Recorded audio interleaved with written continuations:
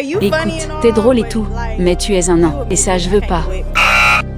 Je suis désolée, c'est la taille le problème, mais on peut être amis si tu veux. Je préfère avoir mon cœur brisé par un mec grand que par un mec petit. C'est un homme attirant mais il a toujours voulu être plus grand. Maintenant il peut avoir cette chance grâce à la chirurgie d'allongement des membres.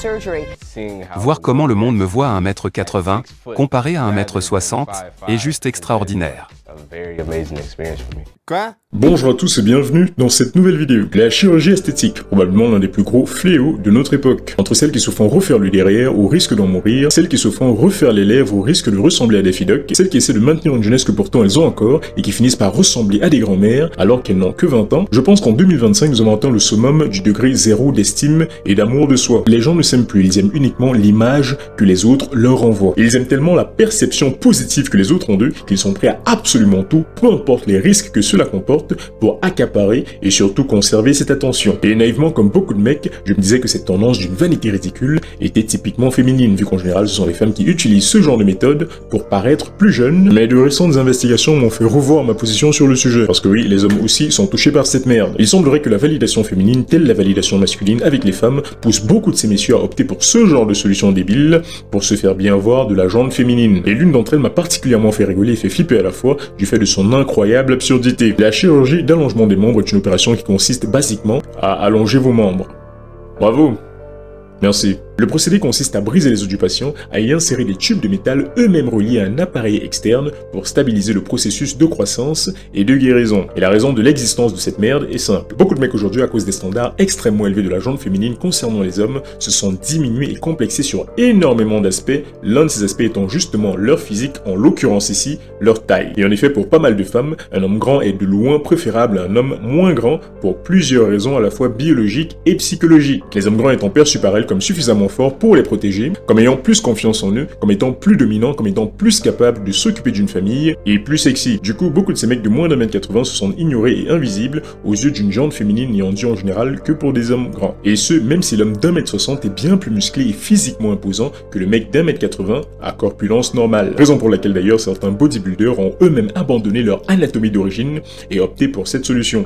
Il est très important que vous gardiez les jambes droites afin de n'avoir aucun problème de difformité. Que ce soit le fémur ou le tibia, il faut rester droit tout le temps. Il faut également s'assurer d'être en mouvement tout le temps et éviter les endroits froids, car ça pourrait vous causer des douleurs. Quant à la douleur, je pense qu'elle est subjective. Certains patients sont plus à même de la tolérer que d'autres. Au début, mon corps endurait bien la douleur. Mais maintenant, j'aimerais guérir au plus vite.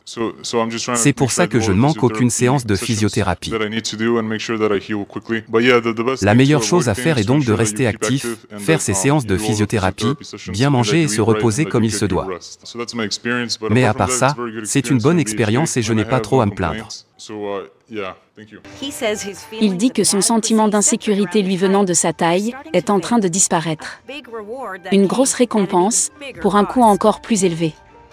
Prendre des mesures aussi drastiques juste pour quelques centimètres paraît un peu extrême. Sans parler du temps, de la douleur, du coût de la procédure, et également du risque réel de sérieuses complications. Ces dames évidemment, comme d'habitude, ne prenant absolument aucun gant pour bien faire comprendre à ces messieurs de petite taille qu'ils n'ont pas leur faveur. L'un des exemples les plus parlants étant cette expérience sociale du nom de Smash or Pass, où des hommes et des femmes s'alignent pour savoir avec qui ils seraient prêts à coucher ou pas. Et comme on pouvait s'y attendre, le mec le moins grand de la sélection s'est fait rembarrer par absolument toutes les filles, même les plus gentilles. T'es drôle et tout, mais t'es trop petit pour moi. Je suis désolée, c'est la taille. Mais on peut être amis si tu veux. Tu sais déjà ce que je vais dire. Je passe. Je suis désolée, mais tu sais. Je passe. Je me sens presque mal. Je passe.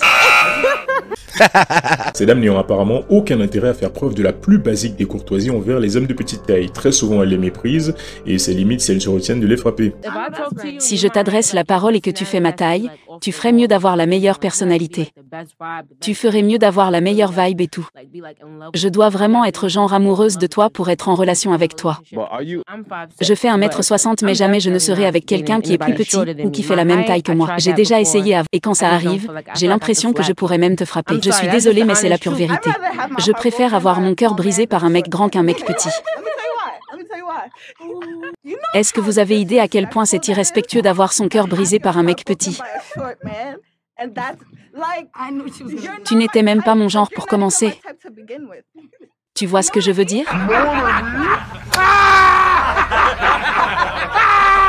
Vous comprendrez donc au vu de tous ces aspects négatifs que pas mal d'hommes optent pour cette solution pour paraître bien plus imposant aux yeux d'une gente féminine indifférente et selon certains d'ailleurs, cela change leur vie. Les femmes ont plus d'estime pour eux, ils se sentent plus sexy, ils ont plus de dates, leur ex qui les a rembarrés veut revenir après les avoir vus sur les réseaux, etc. Le monde est bien plus beau maintenant que je suis plus grand. Les gens me sourient. Je n'ai jamais eu ce genre de réaction de la part d'individus avant et j'aime vraiment ça. Et mon ex ne m'a pas encore revu en personne, mais elle me voit sur les réseaux, et depuis fait tout pour revenir, mais je ne veux plus être avec elle. Et au vu de tout ce que ces mecs subissaient à cause de leur petite taille, je les comprends parfaitement. Je suis d'ailleurs très mal placé pour les juger. Personnellement, je fais 1m85, je n'ai jamais vécu ce que ces hommes ont vécu. Et si j'avais été à leur place, j'aurais probablement envisagé cette solution aussi. Mais avant de déboucher le champagne sur une solution digne d'intérêt pour les hommes de petite taille, j'aimerais quand même mettre l'accent sur certaines des conséquences de ce genre d'opération. Parce que oui, il y en a pas mal. Entre les problèmes dus au retard de guérison des os pouvant nécessiter une deuxième intervention chez le patient et entraîner des complications pouvant finir en paralysie à vie, des déséquilibres durant la croissance des os les faisant dévier de l'alignement prévu à la base et entraînant des déformations que le patient conservera toute sa vie, des contractures dues à la période prolongée d'immobilité durant la croissance des os qui entraîne une rigidité des muscles, réduisant vos mouvements, des dégâts nerveux qui causeront de l'engourdissement, de la faiblesse et de la paralysie, des infections, la formation de caillots de sang, etc., etc. Sans parler de la douleur extrême accompagnant le processus et pouvant accompagner le patient toute sa vie au risque de le rendre fou et dépendant à toutes sortes d'antalgiques. Tout ça pour attirer des meufs beaux gosses. En 2024, on peut rendre les gens plus grands, et c'est plutôt cool.